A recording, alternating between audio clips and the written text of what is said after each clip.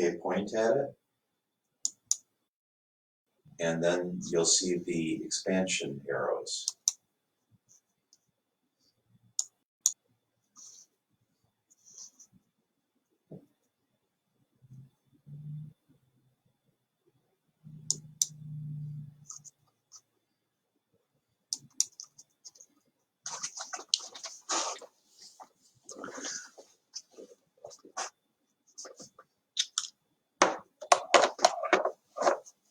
Oh, my eyes are good enough to, I can do this without my glasses on. I don't know if I'm live or not yet. I might be. Wow. Yeah, I guess I'm live. Well, hey, I can't see the computer monitor, so I got to put the specs on. I was going to do, this is Brian McIntyre, man living in long-term recovery because of a 12-step program. And I thought I'd exercise some of my crazy humor because I'm coming to you today naked from the chin up. I put my mask on the top of the desk. I thought, well, I'll take my glasses off too, and try to go incognito. But as one friend of mine says, he put the mask on. He knew it was me. So I guess I am what I am, and I ain't no more. That's a quote from an uncle of a good friend of mine, Mike. Mike's got another uncle that had a lot of influence on me. His uncle Dave. He's the one that said, Brian, we got to live in the solution because we have a tendency to stay in the problem. And boy, there's lots of problems going on right now. But I'm trying to stay in the, no, I'm not trying. I am in the solution. Because if I'm trying, that means I ain't doing it. But if I am in the solution, that's part of the process. It's just words, right? Just words. But all words are important. And, you know, I got a report to make on I told you about the Ozark. I didn't realize that Jason Bateman was the guy that produced that. That guy's a real talent. Like I did do a little bit of Netflix last night, and Just Call Saul. That's kind of slow for me. It's interesting and good, but I like that Barry character in Ozark. I think you'd call him a critical thinker, to say the least. Moving right along.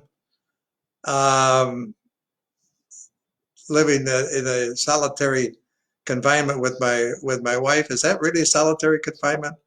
Well, if she's downstairs and I'm upstairs, I suppose it is. But I'm in phase 3 of dealing with my mother's property and papers and everything else. So I got into that late last night. And I take a break because I don't know if anybody can understand this, but I can only concentrate on things for so long. Then I get distracted or whatever. And I decided, I'm also a procrastinator. I said earlier that I would start to shine my shoes. And I have a big thing about shine shoes. And I've been kind of remiss over the last 6-8 months. I haven't done it. But when I was a kid and I was going to work with my dad and I was running around the Hilton Hotel at 8th and Michigan in Chicago, I would wander down all throughout the hotel. Then down in the men's room area, they had shoe shine stands. When they used to have 3 or 4 African American fellows that were shining shoes, and I got my shoes shined a lot, and I learned how to shine shoes. And so I always took a special exception to having my shoes looking right, because I was told that if you're people when they take a look at you, they look at your shoes first, and then they go from there up. And I don't know if I got that in a sales training class or whatever, but anyway, I did that for a long time. So I've got the best shoe shine equipment that you can possibly have. I've got these 2 beautiful horsehair shoe shine brushes, but I haven't used them in a long time. So I get this hair in my butt. I say I'm going to shine my shoes. I get all ready to rock and roll. I got the saddle soap done. I got the shoes dried off. I got everything ready. I can't find the brushes. Now, I talk about first thought wrong, second thought wrong, third thought wrong. Well, the first thought wrong. The first thought, who can I blame for not having those brushes in the spot where I left them?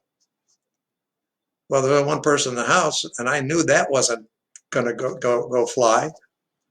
So I went downstairs and said, "Do you have any idea where my brushes are at for my shoes?" And no, okay.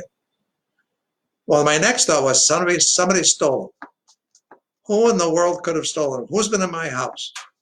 So that's two thoughts now. And now, interesting though, my emotions, they weren't anger.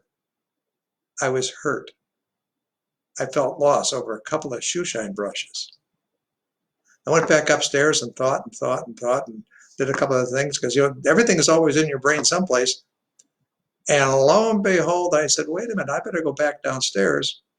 Well, my dad had one of these, I don't know what you call them, a valet type of setup. It had a little stool with a compartment, and you could hang your pants on it and stuff like that. Well, lo and behold, and that where the seat part of it was, it lifts up and there's storage in there. And because I was sad over that loss of a couple of brushes, I told my wife, I said, I'm really saddened by this. That not only is that, lo and behold, that's where they were. So the good news is I got 2 pair of shoes shined. And now the grateful part is that, hey, there's times that I was grateful to have clean socks. Now I'm grateful that I got a couple pair of shoes and maybe a couple pair more, but I got enough shoes right now where my age is 75. I don't think I'll ever wear them all out. So I won't be able to help the economy there, but maybe buying more shoe shine polish, I will. But so that's what's going on with me. But in the reading for today, on because I read it about 5:30 this morning, and it spoke to. I'm trying to find it on my phone right now, and I spoke to the issues of the 4th step and the 5th step, and but anyway, I can't find it on the phone. My iPhone is not working well with me today. Wait a minute, there we go. The daily reflect. Oh, true brotherhood. That's it. I sometimes have like a memory of a knot. Oh man, I am trying so hard not to touch my face. I've done it twice now. I got my forehead up here and I went over here. And with this virus stuff, you're not supposed to touch your face. Anyway, the leading today in the daily reading is true brotherhood. We have not once sought to be one in a family, to be a friend among others, to be a worker among other workers, or to be a useful member of society. Always we tried to struggle to the top of the heap or to hide underneath it. The self-centered behavior blocked a partnership relationship with any one of those about us. Of true brotherhood, we had small comprehension. Well, that self-centeredness, I can really identify with that because that's me. I used to never think I was self-centered at all. But the brotherhood of what Alcoholics Anonymous brings to us is really an incredible situation. It's kind of like trying to explain how Alcoholics Anonymous works is like trying to explain the joy of riding a Harley Davidson. If you haven't done it, you just don't know.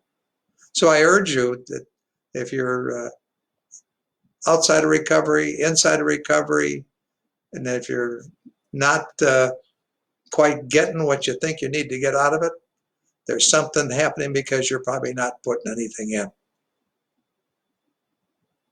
And we only measure by what we do, not what we say. And so and Alcoholics Anonymous is a plan of action. We've always got to be in action mode. And it's real difficult to do that now because sometimes action mode is physical. Getting to meetings, we're having trouble with that. I had a piece of paper about some online meetings that I couldn't find it because I'm a paper shuffler. So that's kind of what's been going on. But I thought I'd kind of fill you in about some of the stuff that I've seen you know, people are willing to take advantage of people so easily. I'm on the internet, and I get an internet from a company called Safe Mask, and they are offering a discount on their special offer Safe Masks. I'm leery about any special offers. Now they got a picture of a safe mask, and then they got the 2-time safe mask and a 3-time safe. In other words, 1, 2, and 3. Now listen to this. What a rip! But maybe it's our system. But it's regularly for one mask they want $79.98, but today only $39.99. Go figure. Or you can buy 2 of them for $79.99 with the discount, or 3 of them for $99.99. Well, it's not 100, so I guess that could be perceived as a deal. It's not, my next thing says, based upon some of the stuff that I've seen happen with fake advertising, and I was looking at the leader. I was the other day, I was attracted to maybe a little nicer vehicle, and I thought, oh boy, that's going to be a little bit more than what I'm paying now, and I could do this and this and this. Well, lo and behold, the dealer said, well, that's a leader, so in other words, that got my attention. It hooked me, and the same way, if I can relate to recovery, I had to get hooked on it. I had to see something in other people that I wanted. And when I started to see that it wasn't all about me, I had to come loose with some of that self-centeredness. I had to get humble. I had to go and ask somebody to sponsor me. And you know what? I had fear of rejection. And the word fear, 1,000 different kinds of fear: fear of rejection, fear of acceptance, fear of failure, fear of success, and it goes on and on and on. So it's a beautiful day. I'm in solitary confinement here in Streator. I had to deal with a couple of things today and make some calls and put some paperwork together. And I'm doing our teleconferencing, getting that set up on Zoom, so I can do our groups on Zoom. And now I got to figure out, because I do risk education for DUI stuff, and I got a lot of people that I've got scheduled to come in the next month, and I'm hoping that the Illinois Department of Human Services and DASA will let us do the risk education online. That's going to be that, and that's not easy for this cat to do a workaround on. So we will see what's going on, and so if any of you folks know anything about that, you might give me a call at 815-220-0299. If you know of anybody that that's hurting, if you know anybody that you're concerned about, talk about being concerned. I stopped to see a friend of mine today that I mean, it goes back over 40 years. And a gal that we used to have a lot of fun together, did a lot of drinking together. And we are real good friends. So I was all masked up, and she lives alone, and she lives here in Streator. And she used to do all my ironing for me, because I used to want to have iron shirts all the time. My present wife, my lovely wife, Jareen, she says, if you want them ironed, you know where the ironing board is. And so if you noticed, I wear a lot of pullover sweaters and things like that now. But I can iron, and I have, and I will. Well, I dropped one shirt off to her a long time ago. To a friend of mine here in Streator, and I thought, well, I'm running a little ahead of schedule. I had to pick up some papers, and the fellow that I was going to pick up the papers from, he didn't have them ready. So I said, well, I'll go over and see my friend. And so I called her. I said, I'm in your driveway, and I'm all masked up, and I'm okay, and I'd like to come in and say hi. and have that special distancing. And we had about a 15 or 20-minute meeting, and then she told me that her cancer had come back, and doesn't look good for her. So I was on a little bit of an emotional roller coaster, and so pray for my friend Marianne.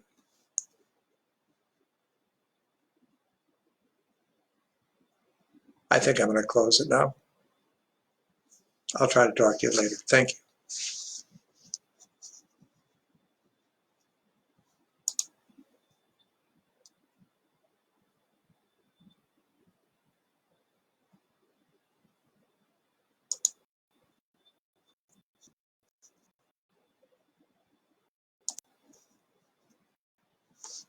Oh, let's see here.